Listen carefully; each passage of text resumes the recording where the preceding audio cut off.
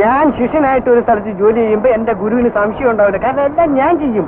നിന്നെ എന്തിനു കൊള്ളാം? ആശാനല്ലേ എന്നെ ഇതെല്ലാം പഠിപ്പിച്ചത്. അതുകൊണ്ടല്ലേ നീ ഇങ്ങനെ ആയിരുന്നു. ഇനിയിപ്പോ ഞാൻ ഇത് എന്തോ ചെയ്യും.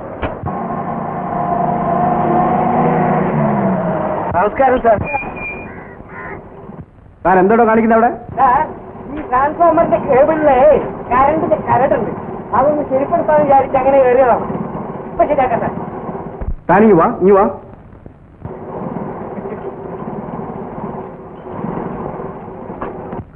എന്താ കാണിക്കുന്നത്?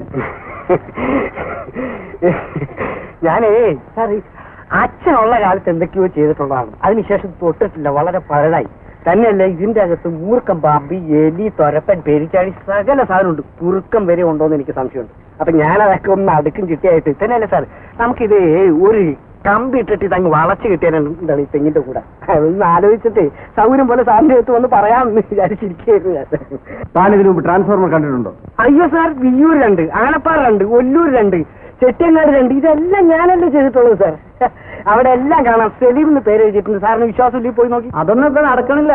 അതോ അത് മെയിന്റെ കുഴപ്പമില്ല, മെയിൻ പബ്ലിക്കിന്റെ കുഴപ്പമാണ്. സ്ട്രൈക്കാണ് സാർ അവിടെ. ഈ പണിയൊക്കെ ചെയ്യാൻ പ്രത്യേക ആളുകളുണ്ട്, ഞാൻ കൊണ്ടുവന്നോളാം. ഞാനിവിടെ ഉള്ളപ്പോ പുറത്തുനിന്ന് ആളെ കൊണ്ടുവരുന്നത് എനിക്ക് മോശമല്ല. Full yes sir. താൻ ആ ചെറിയ പണിയൊക്കെ ചെയ്താൽ മതി.